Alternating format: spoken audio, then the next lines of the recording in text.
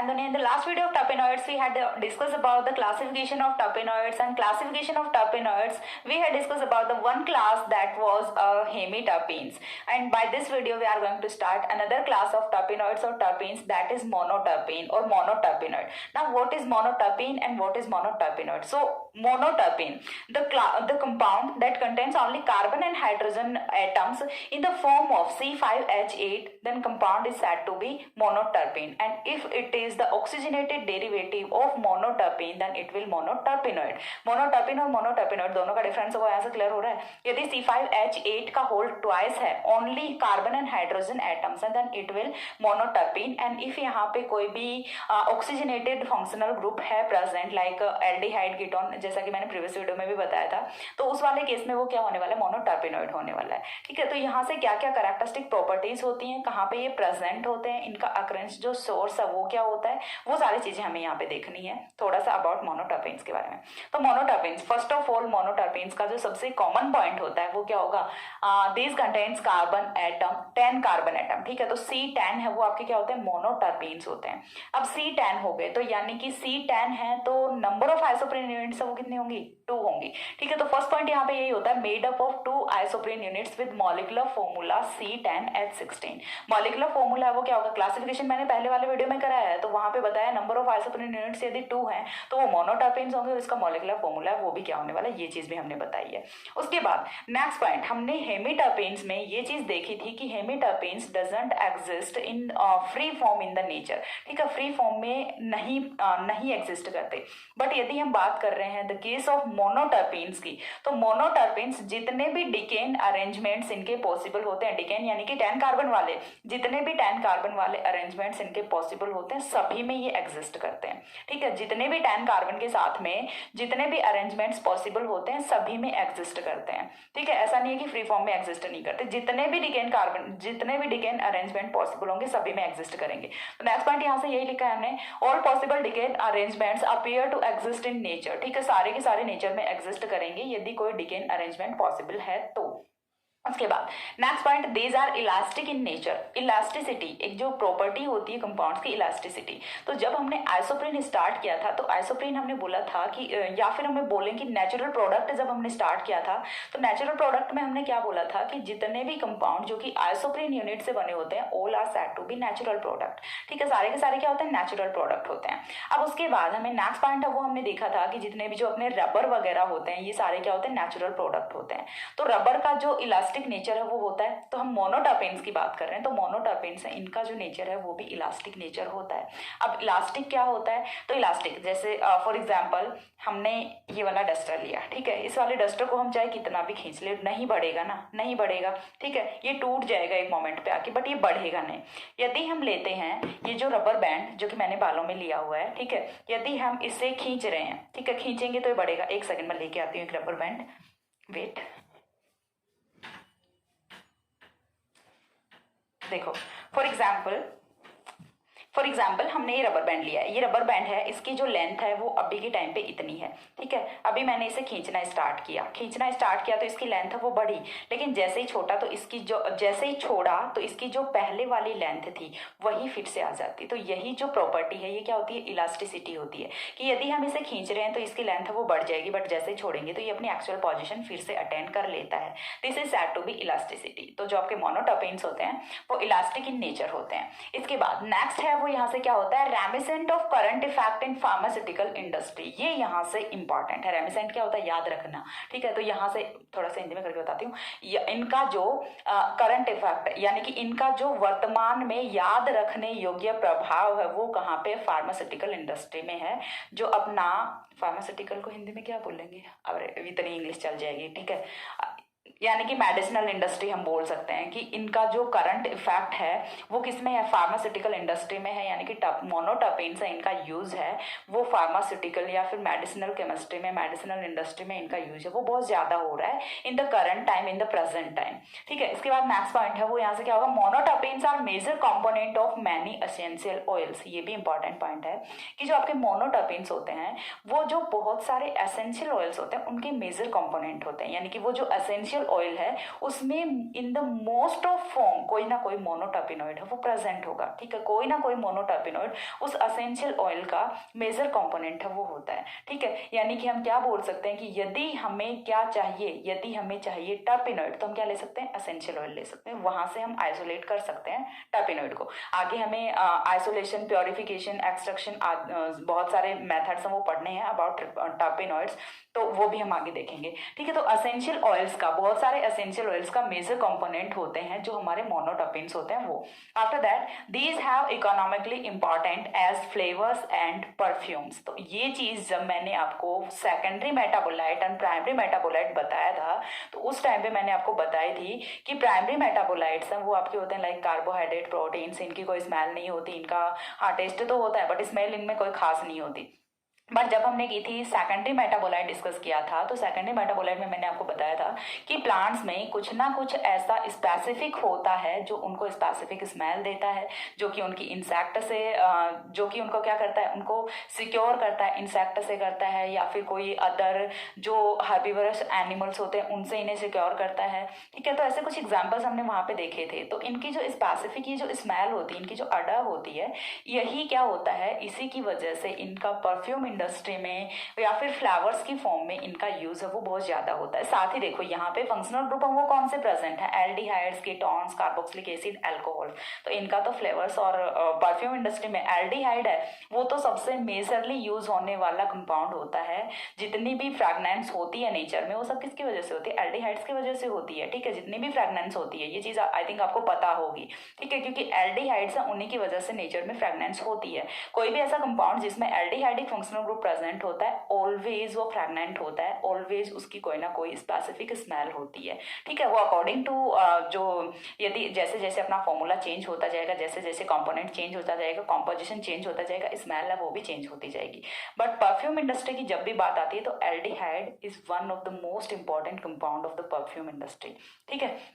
Then यहाँ से next है वो क्या होगा, these are aliphatic in nature. Aliphatic and aromatic दो टाइप के कंपाउंड्स होते हैं। तो ये चीज कमेंट सेक्शन में बताना कि एलिफैटिक क्या होते हैं, ठीक है। इतनी चीज तो कर सकते हो, थोड़ा लिख लिया करो वरना फिर बोलोगे कि मैम हमेशा टॉन्ट मारते हैं।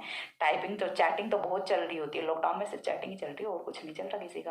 मैं देखती हूँ एक वीडियो पे व्यू कितने आते हैं। जैसे ही मैं फेब में, मार्च में मैंने वीडियो डाले थे तो मार्च वाले वीडियोज पे अच्छे खासे व्यूज आते थे, ठीक है। मैं इसलिए नहीं बोल रही कि व्यूज बढ़ाओ, देखो वीडियो, नहीं, तुम्हें यदि जरूरत है तो देखो, लेकिन मुझे ये चीज पता है कि इस टाइम पे पढ़ कोई भी नहीं रहा है। उस टाइम पे सबके माइंड पे एग्जाम का प्रेशर था। जब तक तुम लोगों को प्रेशराइज नहीं किया जाता अच्छे से तब तक तुम लोग कुछ नहीं करने वाले होते, ठीक है। तो इसलिए बोल रही हूँ अभी से पढ़ लिया करो, गोल्डन टाइम है ये, यूज करो इसका, ठीक है। नेक्स्ट एलिफेटिक, बताओगे मेरे को कमेंट सेक्शन में कि एलिफेटिक कंपाउंड्स वो क्या होते हैं। सभी को पता होना चाहिए, किसी को नहीं भी पता है तो उसे पता चल जाए कि एलिफेटिक कंपाउंड्स वो क्या होते हैं, ठीक है। नेक्स्ट है essential oils serve as the raw material for the isolation of many terpenoid compound. हमने क्या बोला कि ये वाला पॉइंट देखो, monoterpenes are major component of many essential oils. यानी कि एसेंशियल ऑयल हमने लिया, ठीक है, उसमें कोई ना कोई मोनोटर्पिन है वो मेजरली प्रेजेंट होगा। तो यदि हमें मोनोटर्पिन को आइसोलेट करना है तो हम क्या ले, एसेंशियल ऑयल लें। तो एसेंशियल ऑयल है वो रॉ मटेरियल हो सकता है ना टू आइसोलेट मोनोटर्पिन्स और टू आइसोलेट मोनोटर्पिनॉइड्स। तो यदि हमें आइसोलेशन करना है तो उसके लिए हम एसेंशियल ऑयल्स हैं वो यूज कर सकते हैं ना। व्हाट आर एसेंशियल ऑयल्स, तो उसकी भी मैंने डेफिनेशन यहाँ पे लिखी है।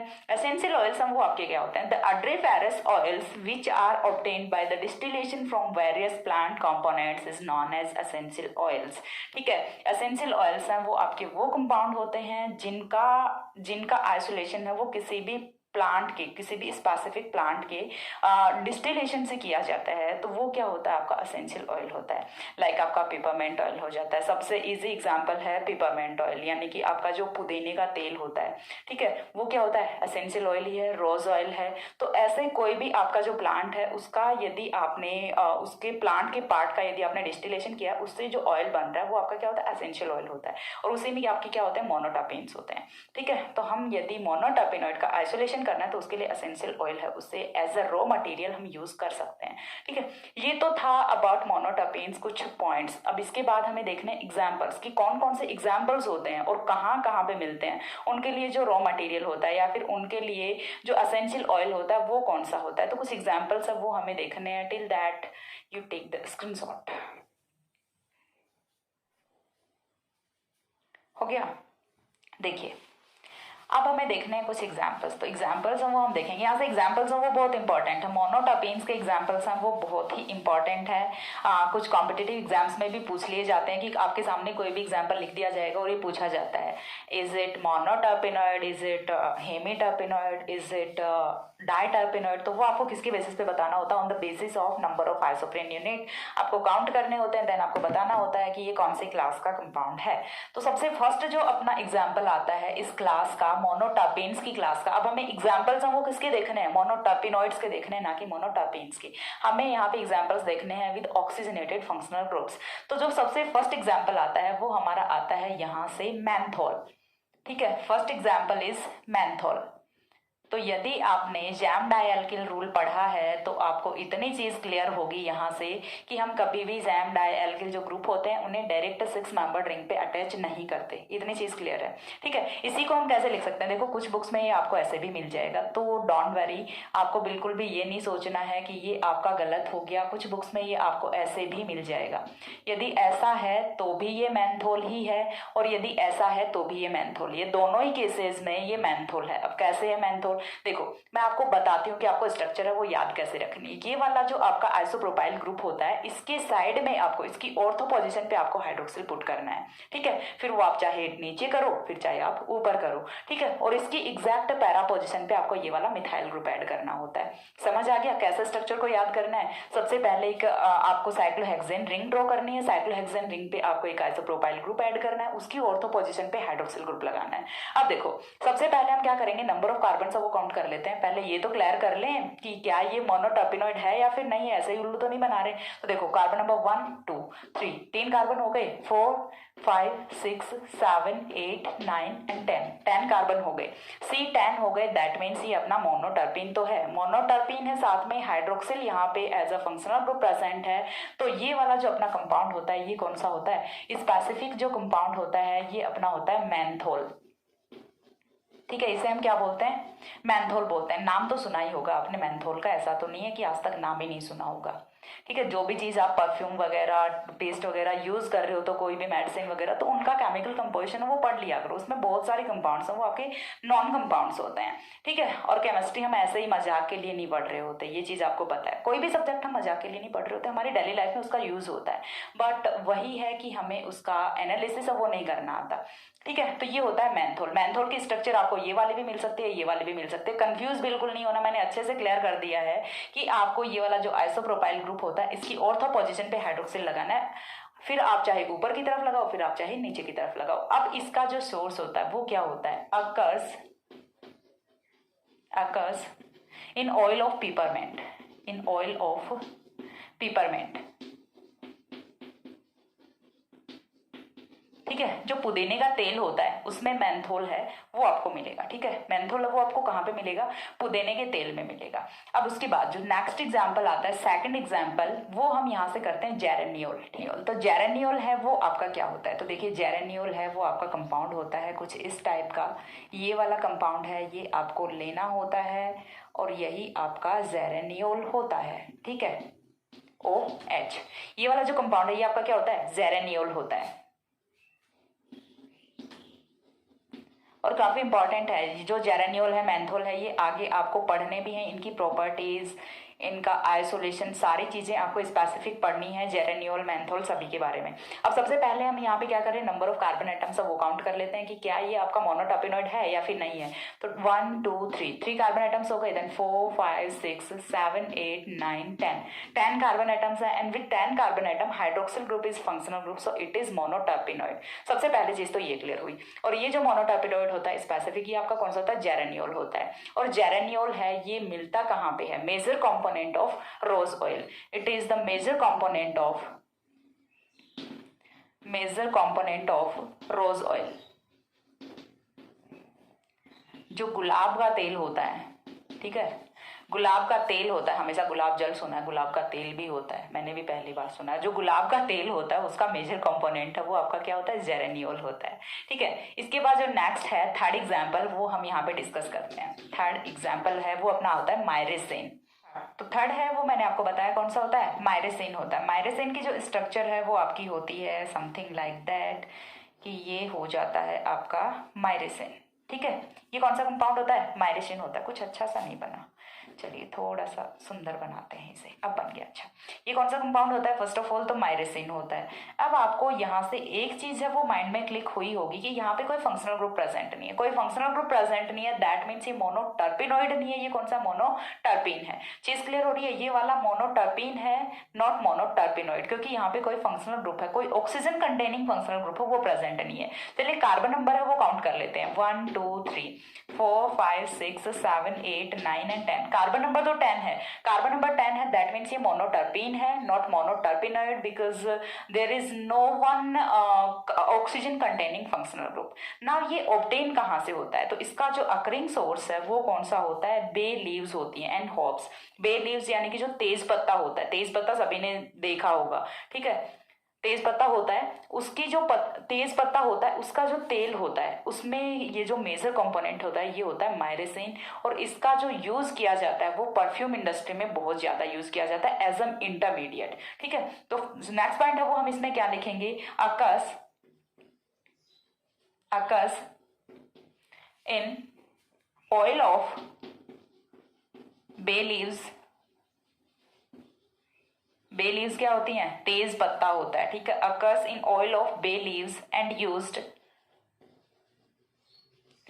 Used as intermediate compound in perfume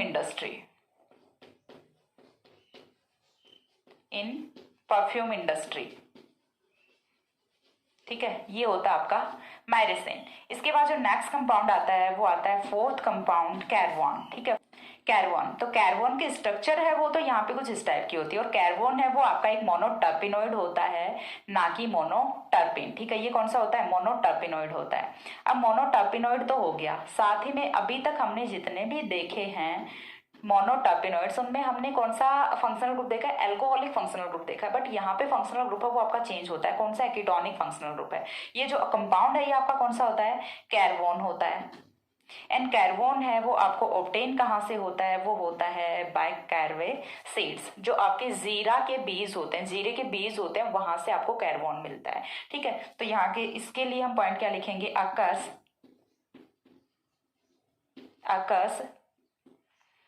in oil of caraway seeds। जो जीरे के बीज होते हैं उनका जो तेल होता है उसमें आपका जो मोनोटर्पिनोइड होता है कैरवॉन वो प्रेजेंट होता है। इसके बाद जो नेक्स्ट एग्जाम्पल आता है अपना फिफ्थ एग्जाम्पल वो आता है यूकैलिप्टोल। ठीक है, नेक्स्ट एग्जाम्पल है वो यहाँ से कौन सा आता है? यूकैलिप्टोल आता है। मैंने नेम पहले ही लिख दिया, यूकैलिप्टोल होता है। यूकैलिप्टोल की स्ट्रक्चर है वो हमें देखनी है। तो स्ट्रक्चर है यूकैलिप्टोल की वो कुछ इस टाइप की होती है। सबसे पहले आपको फिर से बनाती हूँ, थोड़ा सा बड़ा स्ट्रक्चर बनाना पड़ेगा, इतने से में नहीं दिखेगा। ठीक है, ये देखो इस टाइप की स्ट्रक्चर होती है यूकैलिप्टोल की। कुछ जो आपका नॉरबोरेन सिस्टम होता है उसके जैसे स्ट्रक्चर होती है, लेकिन यहाँ पे आपको ऑक्सीजन है वो लेना होता है।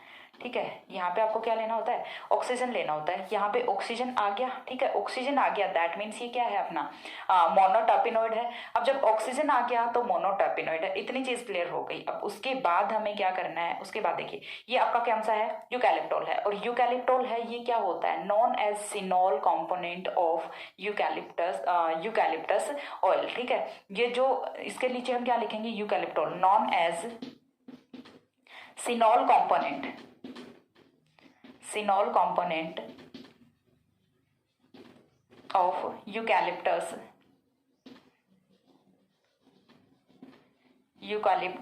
leaf oil। जो यूकैलिप्टस क्या होता है? प्लांट ही होता है। यूकैलिप्टस की जो लीफ ऑयल होता है उसका सिनोल कंपोनेंट है वो भी कहते हैं यूकैलिप्टोल को। ठीक है, तो ये थे कुछ एग्जांपल्स मोनोटर्पिन्स के सारे इंपॉर्टेंट हैं। मैंने अगेन आपको बता रही हूँ कि ऑर्गेनिक केमिस्ट्री में आप थ्योरेटिकल पोर्शन कितना लिखते हैं डजंट मैटर, आप स्ट्रक्चर आप रिएक्शन वो कितनी बनाते हैं इट डज मैटर। ठीक है, तो आपको ये वाली जो स्ट्रक्चर्स हैं वो याद रखनी है। इनके एक एक दो यहाँ से बस जो अक्रेंस है वो हमने लिखी है कि कहाँ पे मिलते हैं आपके जो मोनोटर्पिन टर्पीन्स होते हैं, मोनोटर्पिनॉइड्स होते हैं। ये वाला मोनोटर्पीन होता है, बाकी सारे के सारे मोनोटर्पिनॉइड हैं। ठीक है, तो ये चीज़ यहाँ से क्लियर हो रही है। तो ये थे कुछ एग्जाम्पल्स अबाउट मोनोटर्पिनॉइड एंड मोनोटर्पीन। इसके बाद जो नेक्स्ट है वो हम यहाँ से करेंगे सैस्क्वी, और साथ में हम उसी के साथ में डायटर्पीन्स हम वो भी कर लेंगे। इसके आगे वाले यदि छोटे ही हैं तो वो हम दो दो कंपाउंड्स हैं वो एक एक साथ में करेंगे। ठीक है, दो दो क्लास हैं वो हम एक वीडियो में खत्म कर लेंगे अपनी। और नेक्स्ट मिलते हैं दूसरे वीडियो में। यदि कुछ भी समझ नहीं आया है इसमें तो you can ask me in the comment section. और हाँ, मैंने पहले से लिख के रखा था बिकॉज पूरा का पूरा थ्योरेटिकल था, तो साथ साथ में यदि लिखती हूँ तो वीडियो काफ़ी लंबा हो जाता है। एंड आपको सिर्फ समझना होता है at the point is that कि आपको समझ आना चाहिए, वो चाहे कैसे भी आए, वो फिर चाहे मैं पहले से लिख के रखूँ तब आए। हाँ, यदि कुछ समझाने की चीज़ होती है तो फिर वो मैं साथ साथ में लिखती हूँ, बट यहाँ से कुछ था नहीं इतना खास। आपको कुछ पॉइंट्स हैं वो खुद से याद करने हैं, तो उसमें समझाने जैसा कुछ था नहीं। ठीक है, तो वो आप खुद से कर सकते हैं। हाँ, एग्जाम्पल्स हैं वो आपको याद रखने हैं, एग्जाम्पल्स आपको याद रखने वो इंपॉर्टेंट है यहाँ से। तो ये था आपका मोनोटर्पिन और मोनोटर्पिनॉइड के बारे में। नेक्स्ट मिलते हैं दूसरे वीडियो में, तब तक के लिए सी या, have a good day, thanks for watching.